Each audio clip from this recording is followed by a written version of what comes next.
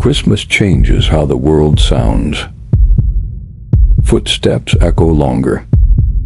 Silence feels heavier. And when everyone leaves, some places don't know how to let go. These stories are about what happens when those quiet traditions stop. From Tales Atelier, Merry Christmas. Don't rush the quiet.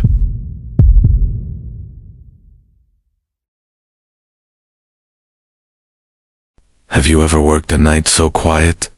It felt like the world had stepped out for a while. That's what Christmas night always feels like to me.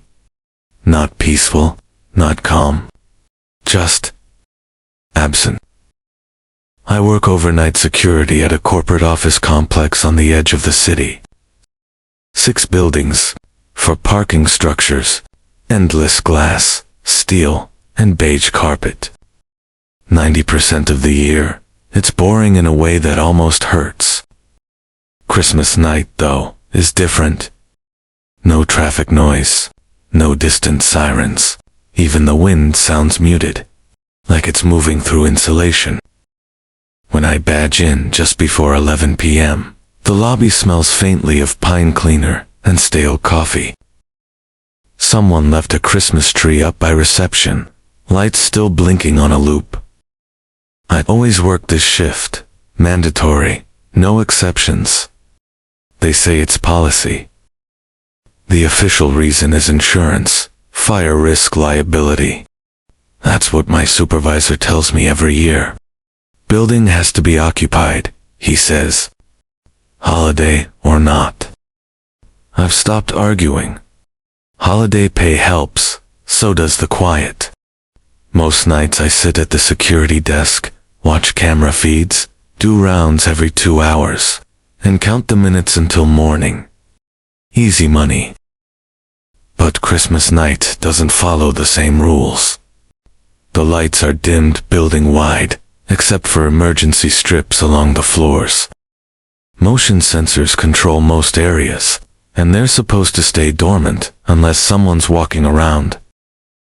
At 11:47 p.m. one of the monitors flickers green. Level 3, East Wing, motion detected. I stare at it longer than I should. No one works here anymore. That wing was decommissioned last year. I radio in, out of habit.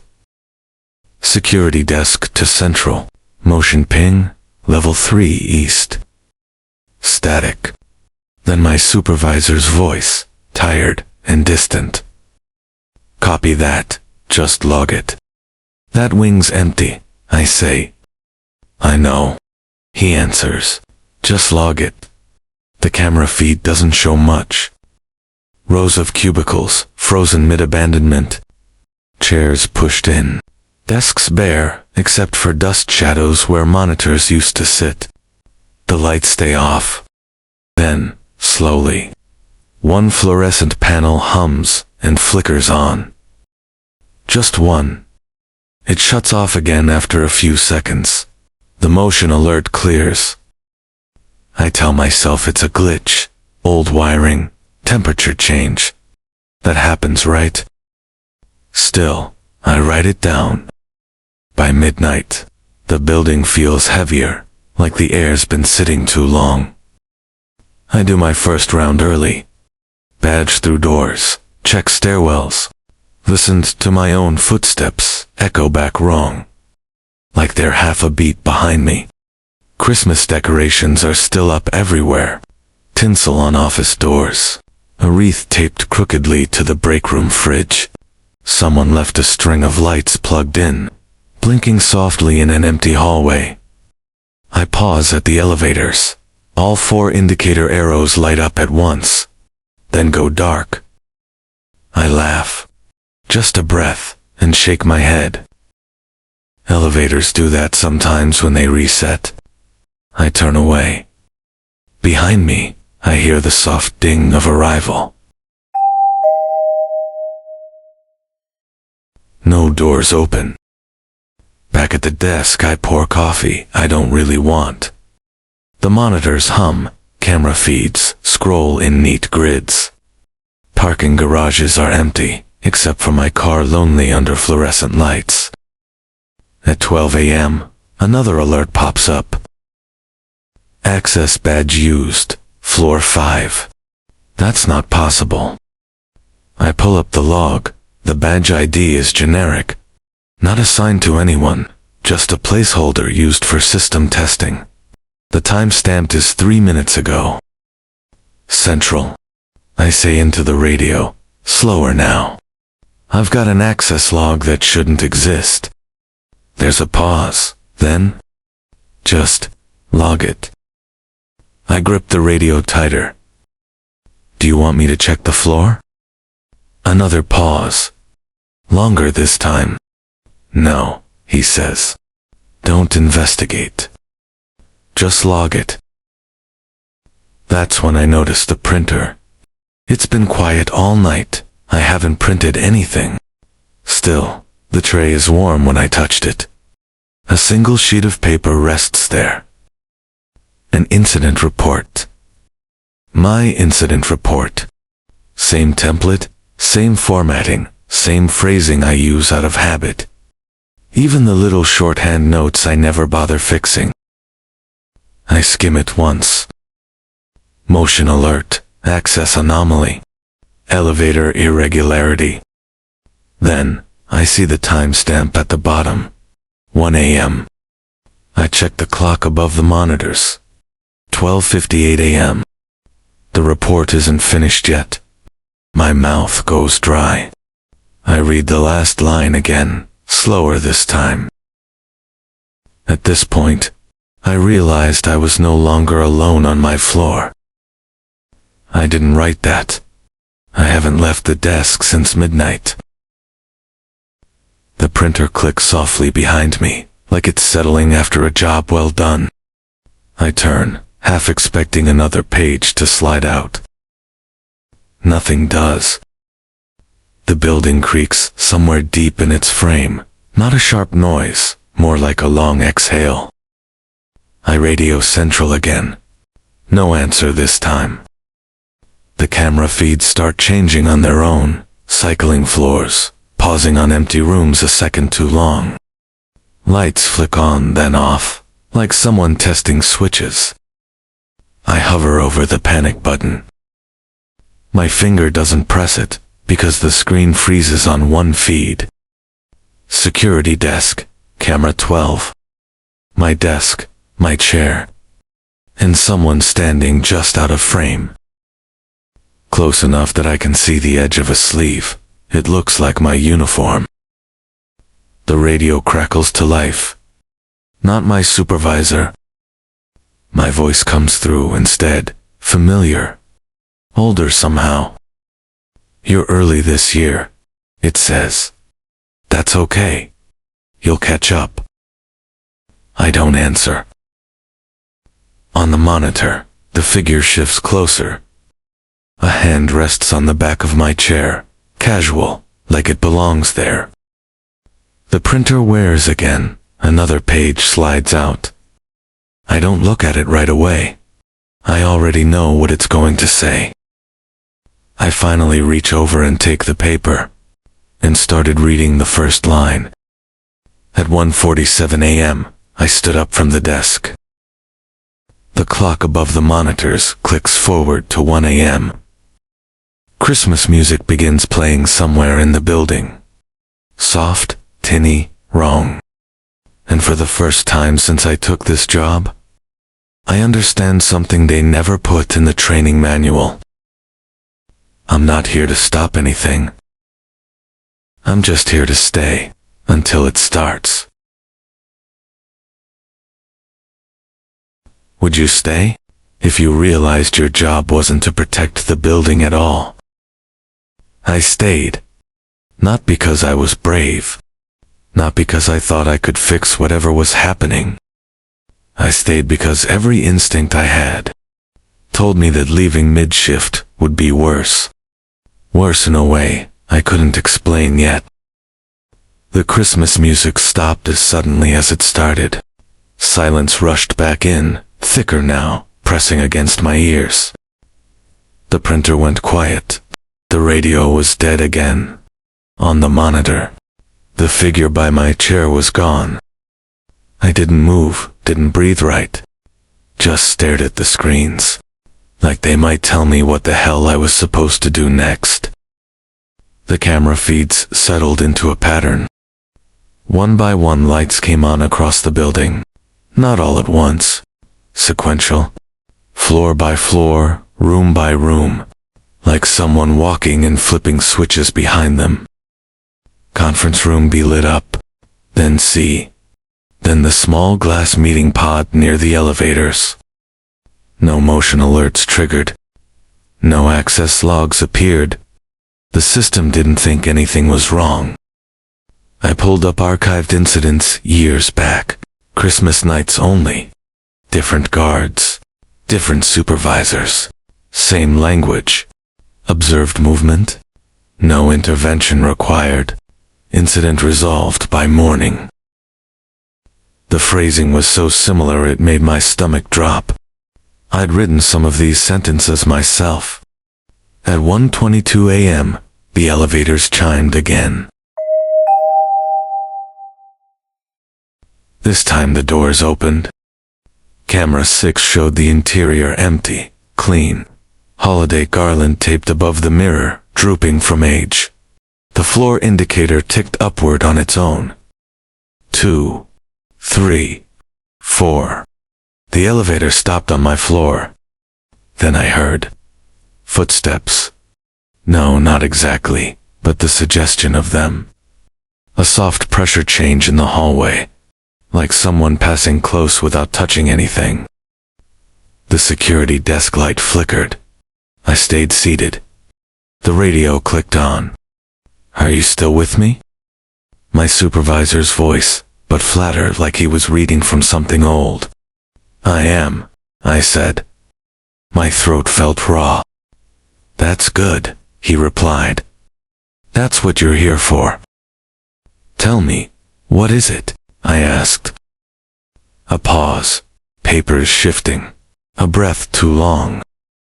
"We don't use that word," he said. "Just observe. Don't interact.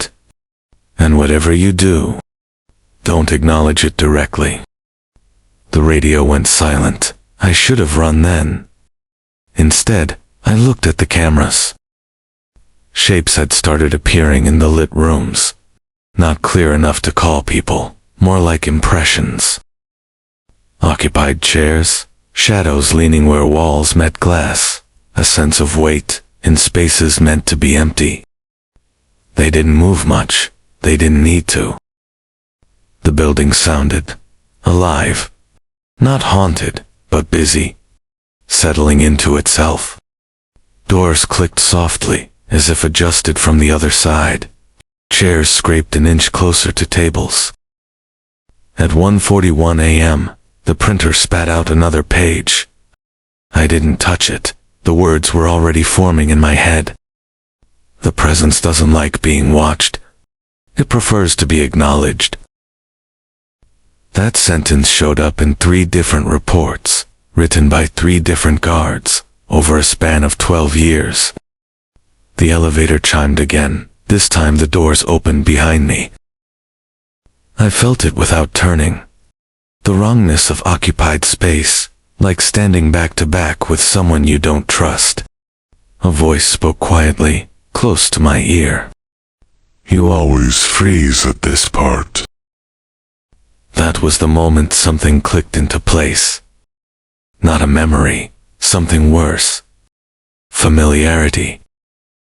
I didn't remember doing this before, but my body did. The way my hands stayed still. The way I didn't run. The way the words in those reports sounded like thoughts I'd practiced. I hadn't forgotten, because it never happened. I'd forgotten, because forgetting was part of the job.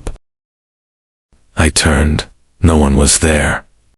But my chair was pulled back an inch. On camera 12, I watched myself standing near the elevator. Hands at my sides, posture relaxed. Waiting.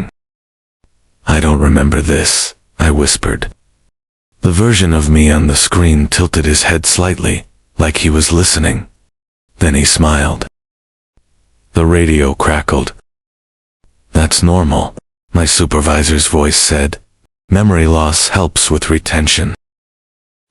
What happens if I leave? I asked. Another pause. If it reaches your floor, he said quietly, then you're already late. The lights on my floor flicked on, every single one. The building exhaled again, long, satisfied. Christmas music started up somewhere distant. Closer this time. The song was wrong. Notes stretched. Tempo dragged like it was being pulled through water. On the monitors, the shapes sharpened. Not faces, not bodies. Just intention. They were all oriented toward one place now. The security desk. Me. Or the space I was meant to occupy. I stood up. The printer hummed approvingly. My reflection in the darkened monitor glass didn't move with me right away. It lagged, corrected itself, smiled a fraction too late. The radio spoke one last time. You don't stop it, my voice said. You don't guide it. You just stay. The elevator door slid shut behind me. The clock ticked forward. 1:47 a.m. The incident report finished printing. I picked it up with steady hands. The final line read, observation complete. Subject remains compliant. Somewhere in the building, chairs scraped into place, doors closed gently, the lights stopped changing. And I understood the truth. They never tell new hires on orientation day. We're not here to stop anything. We're here to make sure it finishes. If leaving meant something followed you home, would you stay instead? I stayed. By the time the clock rolled past 2 a.m., the building had settled into a rhythm. Not silence, but routine. Like an office day stripped down to its bones. Doors clicked softly, lights adjusted themselves. Somewhere a copier word without paper. I sat at the security desk again. Or maybe I'd never really left it. The cameras no longer flickered. They behaved. Every feed showed rooms that looked occupied in ways I couldn't fully see. Chairs angled slightly wrong, desks disturbed just enough to suggest recent use. It felt rude to watch, so I stopped staring at the screens. Christmas decorations no longer looked abandoned. The wreath by reception was straightened. The tree lights blinked in a new pattern, slower, steadier. Someone had plugged in a second strand I knew hadn't been there before. The music returned low and distant. Not loud enough to identify the song. Just the suggestion of melody, like humming through walls. I realized then that the building wasn't active because it was haunted. It was active because it was open. Once a year, it expected company. And I was the proof that it had been acknowledged. I found the old binder beneath the desk. I don't remember opening it, but it was there, thick, worn, corners softened by hands that weren't mine anymore. Inside were handwritten notes mixed with printed incident reports. Different names, same handwriting. My handwriting. Some pages were dated years before I'd started working here. Stay seated until 3:30. Don't speak unless spoken to. If the music changes tempo, do not investigate. One note was underlined twice. Leaving early causes attachment. I didn't need clarification on what that meant. At 2:41 a.m., someone sat in the chair across from me. I didn't look up right away. The weight shifted, fabric brushed softly. The smell of cold air and old carpet filled my nose. Not decay, just age. You're doing fine. A voice said. Not my voice this time. Older, tired, kind in a way that made my chest tighten. I glanced up. The chair was empty, but the warmth lingered. The camera showed movement I wasn't meant to see anymore. Figures walking between offices. Not fully formed, but confident, familiar, like employees returning after a long break. Some paused near windows, others leaned over desks. One stood by the Christmas tree, head tilted. Lights reflecting off something that might have been a face. None of them approached the desk. That part was important. I understood then. The desk wasn't protection. It was placement. At 3:12 a.m., the supervisor called. His voice sounded clearer now, relieved. You made it past the worst of it, he said. How many years has it been for you? I asked quietly. Longer than you think, he answered. Shorter than the building. Do I get a choice next year? Another pause, longer this time. You always come back, he said. That's why we trust you. The line went dead. I didn't feel angry. And that scared me most.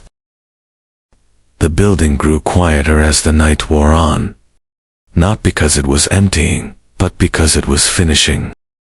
Lights shut off in clusters, doors closed and stayed closed.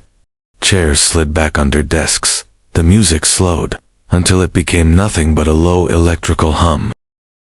At 4:26 a.m., the figures began to fade. Not vanish, withdraw. Like people packing up, after a party that went exactly as planned. One lingered near the elevator. It lifted a hand, a wave, a farewell. Morning crept in through the glass walls, pale and unwelcome. Snow dusted the parking lot. My car sat exactly where I'd left it. The monitors reset themselves at 6 a.m., sharp. No motion alerts, no access logs, no anomalies.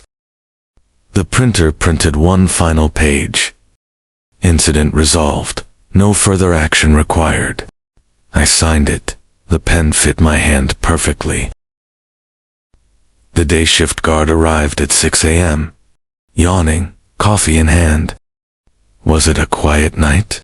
He asked. I nodded. The Christmas decorations looked wrong again. Crooked, forgotten. The tree lights blinked erratically. The building felt hollow. He didn't see the binder under the desk. Didn't hear the faint hum, still echoing in the walls. I clocked out without another word. I was scheduled again before I reached my car. Next Christmas. Same shift, same building. I didn't protest. Some jobs follow you home.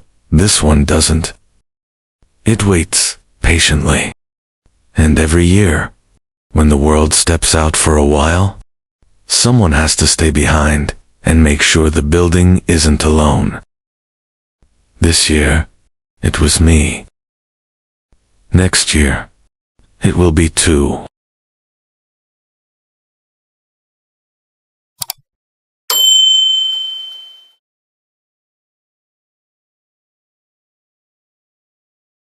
I didn't go into the thrift store looking for Christmas decorations. I went in to kill time. December does that to me. Adds empty minutes to the day, stretches evenings into something I don't know what to do with. The place smelled like old paper bags, and winter coats that never quite dried. Bells jingled when I pushed the door open, the kind that tried too hard to sound festive. I told myself I'd just browse, 10 minutes in and out. That was the lie I needed, to step inside. I drifted past shelves of chipped mugs and tangled lights, past sweaters with reindeer stitched in crooked smiles. Christmas always looks different secondhand. Less joy, more leftovers. That's when I saw it. Not at first, not fully, Just a corner of red fabric buried in a plastic bin near the back, half hidden under scarves and felt ornaments. My chest tightened before I even touched it. That was the strange part. My body reacted like it recognized a face in a crowd. I pulled it free slowly, like it might tear if I rushed. A Christmas stocking. Red felt, white cuff, sagging a little at the heel. My name was stitched across the top in uneven red thread. Same slant, same loop in the first letter. I knew that stitching. I knew the person who made it. My mother always pulled the thread too tight at the end, like she was afraid the name would slip away if she didn't. My hand started to shake before my thoughts caught up. There was a stain near the toe, faint now but still there. A darkened bloom in the felt. Cranberry juice or maybe hot chocolate. I was 6. I remembered crying because I thought I'd ruined it, remembered my father laughing, and saying it made it mine. Those memories don't surface often. They live deep under layers I don't like to peel back. But standing there in that thrift store aisle, they rushed to me all at once, too clear, too close. This stocking wasn't lost. It wasn't similar. It wasn't something like mine. It was mine, the exact same one. That should have been impossible. After my parents died, I cleared the house. Room by room, box by box. I remember holding the stocking. Folded it small, telling myself I didn't need it anymore. I donated it with the rest. I watched it disappear into a cardboard box with a handwritten label. I remember thinking that was the end of it. Closure, or something pretending to be one. I stood there too long, holding it until a woman beside me cleared her throat. I must have looked strange, frozen, staring at the stocking that felt like it was staring back. I folded the stocking and brought it to the counter. The cashier barely looked up.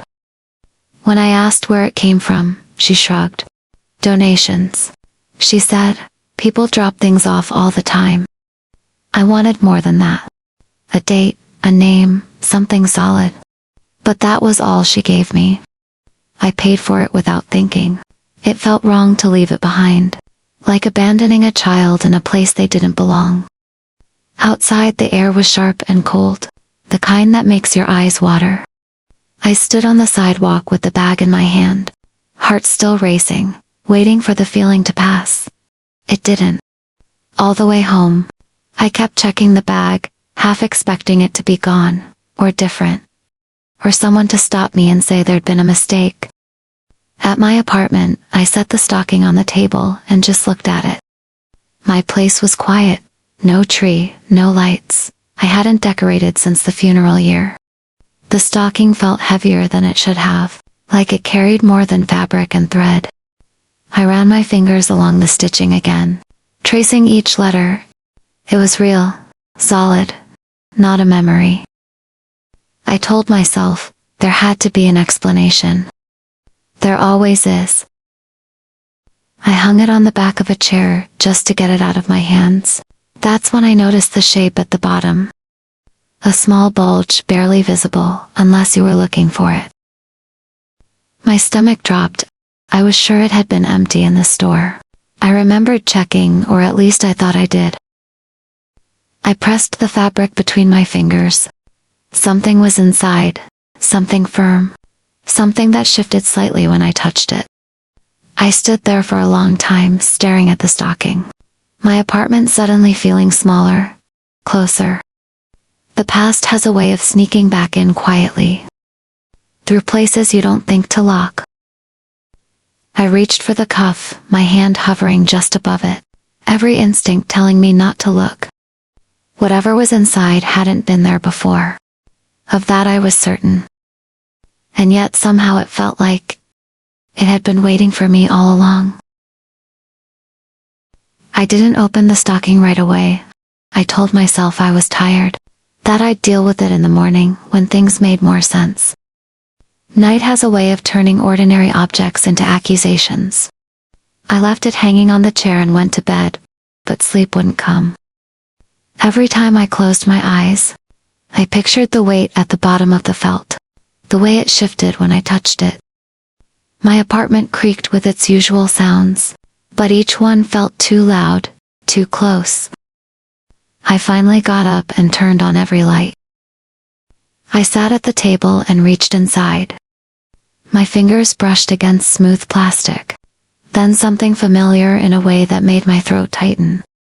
I pulled it out slowly. It was a small porcelain ballerina. The paint was chipped along the edges of her pink tutu, one arm permanently lifted higher than the other. I hadn't seen it in decades, but I knew it instantly. I used to line her up along the baseboards of my parents' house, making her dance across the floor while the heater hummed, pretending she was performing on a snowy stage. I lost it the winter my father got sick, or at least, that's what I'd always believed. Holding it now felt like holding a mistake. Memories started surfacing without my permission. Not the big ones. The quiet details. The smell of pine needles, stuck to wet boots. The way my mother hummed while folding laundry near the heater. Things I hadn't thought about since before the funerals. Before the boxes and paperwork and hollow condolences. The stocking lay open on the table, mouth gaping like it expected more to come out. I checked it again. Empty. Just felt and shadow. Still, I couldn't shake the sense that it wasn't done with me. That this wasn't a coincidence. It was a reminder. The next morning, the stocking wasn't on the chair. I found it hanging from a kitchen cabinet handle instead. I stood there in my coat, keys still in my hand, staring at it. I knew where I'd left it. I replayed the night in my head, searching for some moment I'd moved it without noticing. There was nothing. No blank space. No missing time. I told myself I must have done it while half asleep. People do strange things when they're tired. That explanation didn't sit right, but I let it stay. I emailed the thrift store from work. Asked if they could check donation records, security footage. Anything that might show when the stocking came in. The reply came hours later. Polite and brief. No record of it, no way to trace individual items. That night, I dreamed of Christmas morning. Only it wasn't the way I remembered it. The house felt newer, brighter. My parents' faces were clearer than they should have been. When I woke up, I couldn't shake the sense that the dream hadn't been a memory. It had been current, like something ongoing. Over the next few days, the stocking kept moving. From the chair, to the door handle. From the door handle, to the foot of my bed. Always somewhere I hadn't left it. Always visible. It began to smell faintly of dust and pine, like the old hall closet in my parents' house. I started checking my locks, counting steps between rooms. Not because I thought someone else was there, but because it felt like something was following a routine I couldn't see. I tried putting it away, folded it carefully and slid it into a drawer beneath my socks. Closed it, even taped it shut. That night, I woke up cold. The drawer was open. The stocking was hanging from the bedpost, swaying slightly as if it had just been placed there. My heart hammered so hard I felt dizzy. I didn't scream. I didn't touch it. I just sat there until morning, watching it, afraid that if I blinked, it would change again. I started to understand something then. The stocking wasn't returning to the house I grew up in. It wasn't tied to a place. It was tied to me. Every memory it pulled forward felt deliberate, chosen, not random nostalgia, but moments I'd buried because they hurt too much, or meant too much. The stocking wasn't haunted. It was attentive, like it had been waiting for me to slow down enough to notice it again. On the 6th morning I noticed the stitching. Beneath my name, faint at first, but there it was. A second line of thread had appeared. Different color, darker, uneven in a way my mother's never was. I leaned in close, hard in my throat. and traced the letters with my finger. They were smaller, tighter, as if whoever stitched them hadn't had much time or much space. It was a name I hadn't seen in years, one I didn't say out loud anymore. The room felt suddenly airless, the walls pressing in as understanding crept up on me slow and heavy. This wasn't a gift, it wasn't a memory resurfacing on its own. The stocking wasn't reminding me of what I'd lost. It was reminding me of what had been left behind. I didn't sleep after that. I sat at the kitchen table with the stocking folded in front of me. The second name hidden but present, like a word you know is there even when you're not looking at it. I kept telling myself this was grief, finding a new shape. That December does this to people. That memory isn't reliable. But I hadn't imagined the stitching, and I hadn't imagined how seeing that name made my chest ache, in a way I hadn't felt since the week everything ended. The name belonged to my younger cousin. He was supposed to be with us that Christmas. My parents had promised him his own stocking, said they'd make one together. He never made it. The accident happened 3 days before the holiday. After that, nothing felt worth finishing. We never talked about him much. Not out loud. His name didn't come up in stories or photo albums. It was easier to fold that loss into the larger one later. I rolled that grief together when my parents died, and let it disappear into the noise of everything else. I drove to my childhood home that morning, or what was left of it. The house had been sold, renovated, repainted into something brighter and less familiar. Standing on the sidewalk, I felt like a trespasser in my own past. I didn't go inside. I didn't need to. The stocking grew heavier in my hands the closer I got, as if the place itself recognized it. I sat in the car, and finally understood something I'd been avoiding for years. That stocking had never been donated. I remembered the box now, the one I couldn't bring myself to empty. The way I'd sealed it and left it in the hall closet, telling myself I'd deal with it later. When the house sold, the box stayed behind. I told myself it was just decorations, things that didn't matter. But it mattered to someone. Someone who never got their name stitched on time. The stocking wasn't haunted. It wasn't angry. It wasn't trying to scare me. It was unfinished. All those years it had been waiting in the quiet, holding space for a name that never got acknowledged. When I finally slowed down enough to see it again, it followed.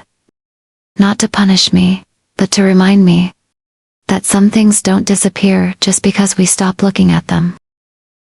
I went home and hung the stocking one last time. Not on a chair, not on a door. On the wall where it could be seen. I took out needle and thread and finished the stitching myself. Hands shaking, making the letters as careful as I could. They didn't match my mother's. They weren't meant to. They were mine. When I was done, the stocking felt lighter. Not empty, but settled. That night, I slept. No dreams, no shifting shadows. The apartment was quiet in a way it hadn't been all month. In the morning, the stocking was still where I'd left it. No new smells, no movement. Just felt and thread, and the weight of something finally acknowledged. Christmas came and went without ceremony. No tree, no gifts. Just a moment in the morning, where I stood in front of the stocking, and let myself remember everything at once. The laughter, the silence, the things that never got finished. Grief doesn't ask to be resolved. It only asks to be seen. I still pass thrift stores. Sometimes I'd still glance at bins of decorations without meaning to. I've learned the difference now, between forgetting and leaving something behind. Some objects carry more than memories. They carry expectations, promises that never got spoken aloud. The stocking hangs in my apartment year-round. Not as a decoration, but as a reminder that when people are gone, they don't take everything with them. Some things stay, waiting patiently, quietly, until we're ready to face them. And if we don't, they'll find their way back to us anyway.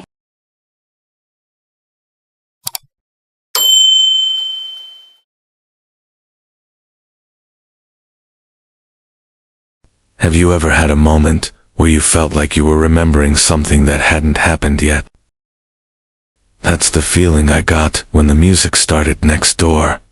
It was New Year's Eve, just after 9, and the bass line drifted through the thin wall between our apartments. Nothing loud, nothing rude, just familiar. Too familiar. I paused what I was doing and listened. The song choice, the timing, the way laughter rose and fell between verses. I knew what was coming next. A cheer, a glass clinking, someone yelling about how this year was going to be different. When it happened exactly like I expected, my stomach tightened. I told myself it was tradition. People repeat things. That's normal. The neighbors had thrown the same party last year. I remembered that clearly. Same couple hosting. Same open balcony door, letting cigarette smoke curl into the hallway. Same playlist, cycling through upbeat songs from 5 years ago. I remembered standing right where I was now, beer in hand, thinking how strange it was that everyone seemed so coordinated, like they'd rehearsed the night beforehand. This year, when I looked through the peephole, my breath caught. They were wearing the same clothes. Not similar, not themed, the exact same outfits. The red dress with the loose strap, the gray blazer with the frayed cuff. I hadn't remembered noticing that last year, but now I couldn't stop seeing it. I told myself I was being paranoid. Clothes repeat. People like what they like. Still, when I stepped into the hallway, the air smelled exactly the same. Cheap champagne and cologne, layered over stale carpet. Someone laughed behind the door, sharp and sudden, like a cue. I knocked before I could overthink it. The door opened immediately. "Hey," the host said, smiling wide. "You made it." He said it the same way I remembered. Same emphasis, same pause before my name. Inside, the apartment looked untouched.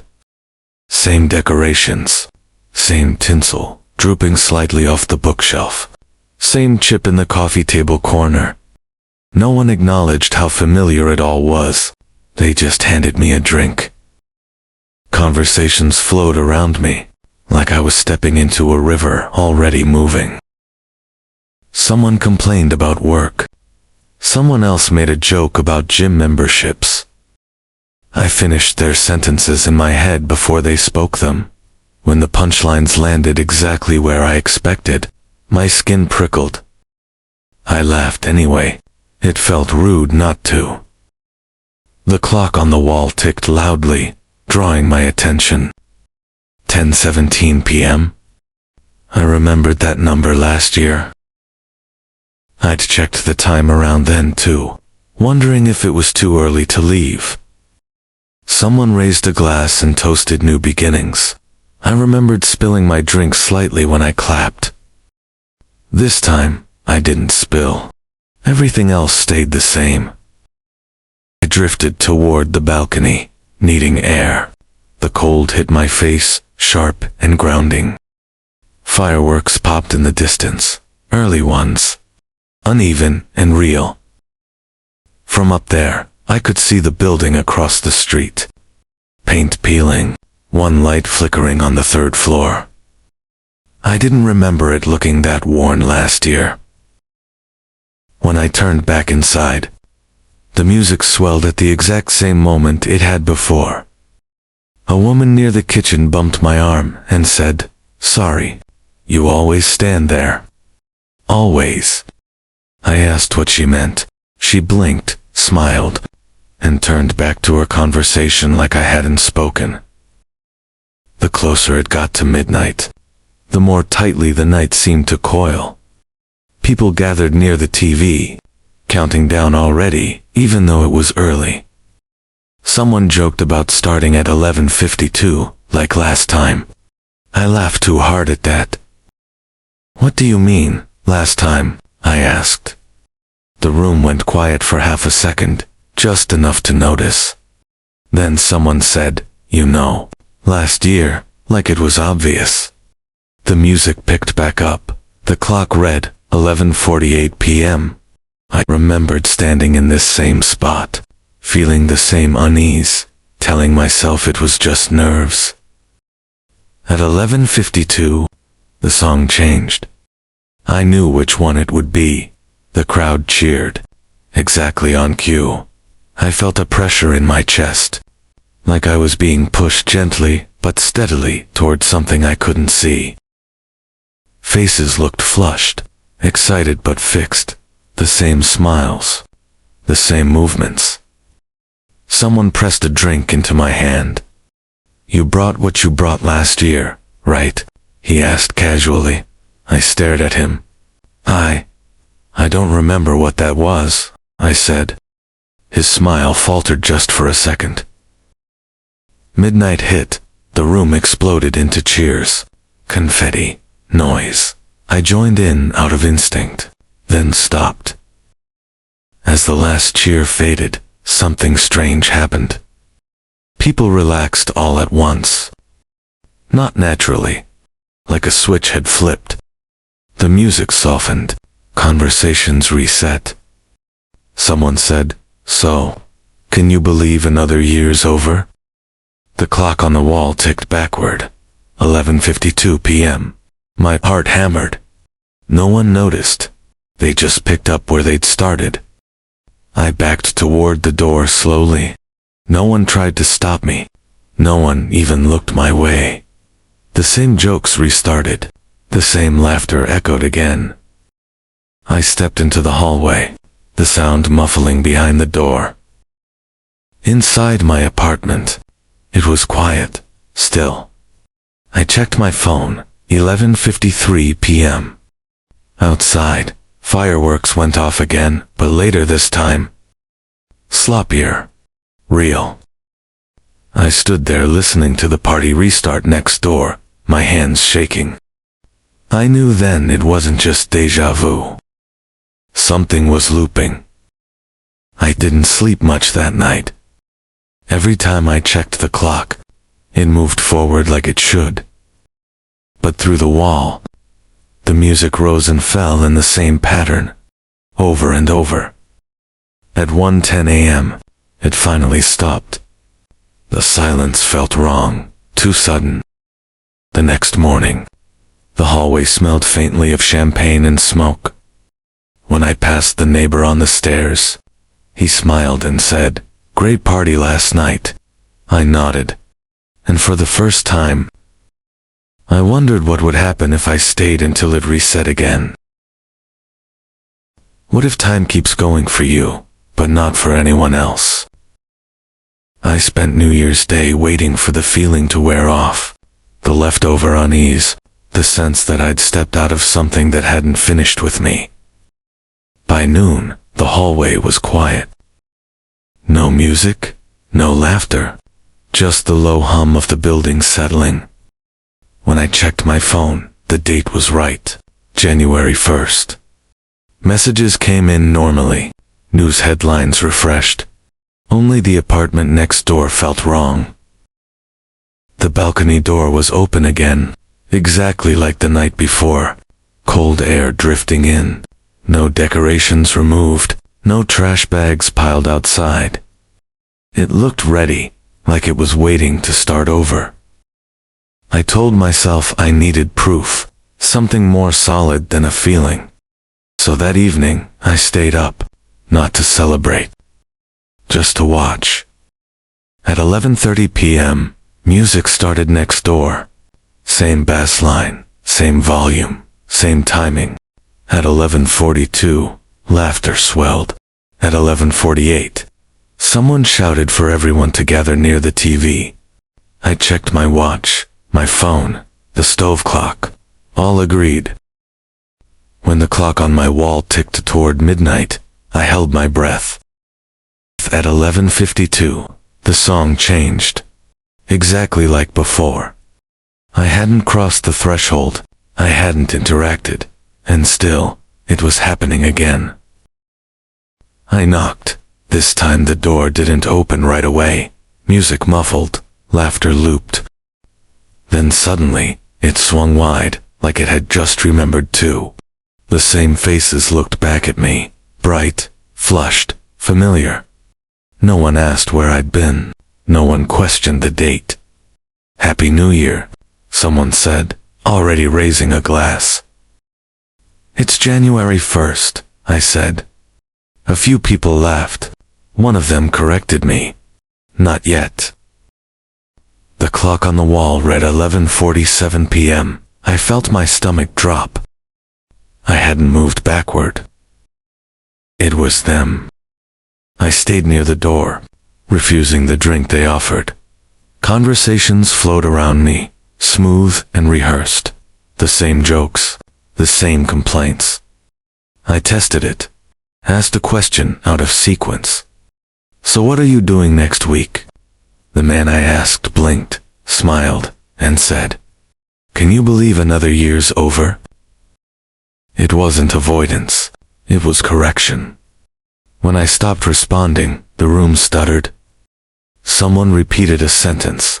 Someone else laughed too late. Then it smoothed out again, as soon as I nodded.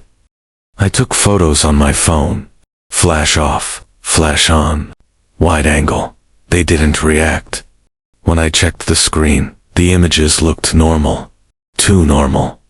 Everyone smiling, everyone mid-movement. But when I zoomed in, I noticed the background. The tinsel sagged a little lower than last night. The paint near the window was more chipped. The party stayed the same. The apartment didn't. Time was passing, just not for them. Near the kitchen, I heard whispering. A woman I hadn't spoken to leaned closer than necessary.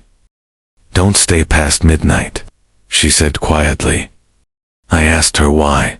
Her eyes widened. Just for a moment. Then her face smoothed over. She laughed too loudly and said, "I meant, don't miss the countdown."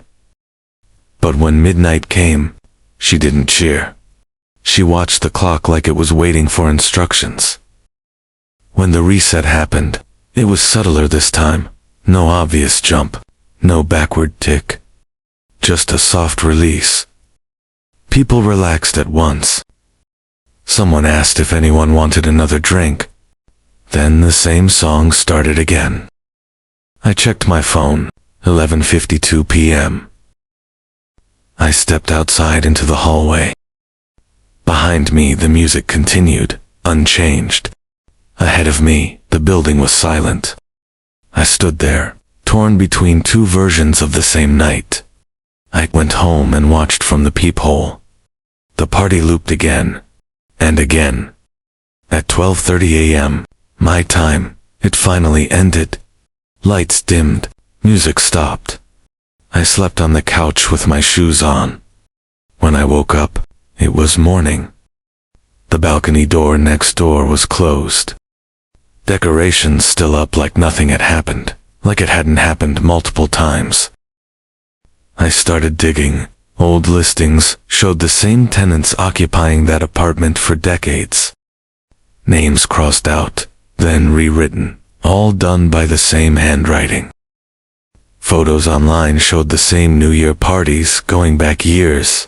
Same faces, same clothes, same smiles. Only the building around them aged. Cracks deepened, railings rusted. They stayed perfect, preserved. Like something was keeping them there. That night, there was a knock on my door. The host stood there, smiling, holding a bottle of champagne.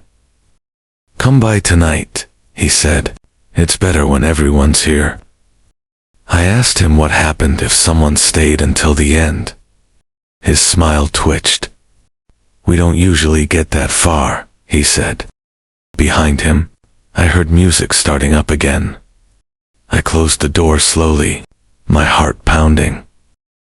For the first time, I understood the choice in front of me. Stay and let the night keep you. Or leave and find out what happens when you don't. The party would continue either way. The question was whether I would. What if the reason they never age is because someone else eventually takes their place? That thought followed me all day. The smiles, the clothes, the way the building wore down while they stayed untouched. I skipped work and walked the block instead, counting cracks in the pavement, grounding myself in things that changed. Across the street, the apartment building looked older than it had last year. More rust on the railings. A stair light finally burned out. When I checked the tenants online again, I noticed a pattern I'd missed. Names stayed for years, decades, and then a few would vanish between January and February. No move-out dates, no forwarding addresses, just gaps. The night didn't loop forever, it rotated. I knocked on doors in the building, careful about how I asked. Most neighbors shrugged, said the party next door was nice, or loud sometimes. One woman frowned and said she used to get invited. Used to, I asked. She hesitated. Before. It's settled. She couldn't explain what that meant. Neither could I. Back in my apartment, I scrolled through photos again. Old ones this time. In the background of last year's party, someone stood near the balcony. Older than the rest, posture tired, eyes sharp. He wasn't there this year. In his place stood me. The knock came just after sunset. The host smiled like he always did, bottle in hand. "We're starting early," he said. I asked him how long he'd lived here. "All my adult life," he said, too quickly. I asked about the man from the old photos. The smile tightened. He moved on. Moved where? He glanced past me into my apartment, like he was checking something off. You don't usually ask questions like this. Behind him, the music had already started. Soft, inviting, familiar. The night was warming up. Inside their apartment, everything was set. Same decorations, same clock, same smells. But this time, the attention felt heavier. Conversations curved toward me. Drinks appeared in my hand before I asked. Someone adjusted my collar like they'd done it before. A woman laughed and said, "You always get nervous right before midnight." I said I didn't plan to stay that long. She frowned. Just for a second. The clock read 11:41 p.m. I felt the pressure again. The gentle push toward participation. Toward filling the gaps. I tested it. I stopped answering. When someone asked how my year had been, I stayed silent. The sentence hung there, unfinished. The room slowed. Music lagged, like it was buffering. Laughter restarted, then cut off. Someone touched my arm. "You okay?" I stepped back. The clock ticked once, forward. The host's smile slipped. "You don't have to be difficult," he said softly. That's when I understood. They didn't need everyone. They needed only one. "Just stay through midnight," someone said. "It's tradition," said another. Hands guided me gently toward the TV, not forceful, familiar. The countdown began early, 11:52. I remembered the older man's eyes in the photo, how tired he'd looked.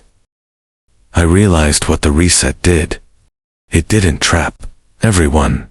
It anchored someone. While one person held the night in place, everyone else could forget. At 11:58 I moved toward the door. The music stuttered. Someone laughed alone. Someone else clapped too late. "Don't ruin it," the host said, not angry, afraid. At 11:59, the TV froze. The room waited. I opened the door. Cold air rushed in, sharp and real. Behind me, voices tried to restart the countdown. They couldn't agree on the number. Time hesitated. I stepped into the hallway. The building hummed, pipes rattled. Somewhere, a door slammed, imperfect, unscripted. Behind me, the party struggled. Music skipped backward, then forward. The clock inside chimed once. Midnight. My time. Fireworks went off outside, distant and uneven. The pressure lifted, suddenly, like a hand removed from my chest. I didn't run. I just kept walking. On the sidewalk, people hugged, cheered. Someone dropped a drink. A car backfired. Normal life chaos.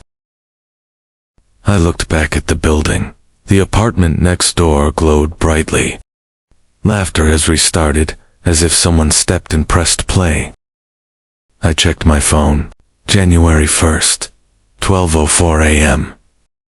No notifications. No invites. The night moved on without me. It took months before I understood what they were. Not monsters, not ghosts. Just people who never finished a night. I found records eventually. Old tenant registries, city photos, forgotten social posts. The party didn't start as a loop. It started as a gathering, years ago. Then someone stayed too long. Midnight passed, and instead of moving forward, the night held. That's what the party is. A night that never fully ends. The people inside it don't age, because time doesn't pass for them the way it does for everyone else. Midnight resets them, smooths out memory, fatigue, grief. The year never starts, so they never move on.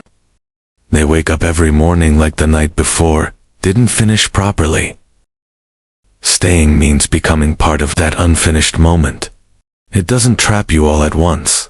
It wears you down gently, one reset at a time. Each time you stay through midnight, a little more of you stops moving forward. Eventually you stop noticing. The party doesn't last forever.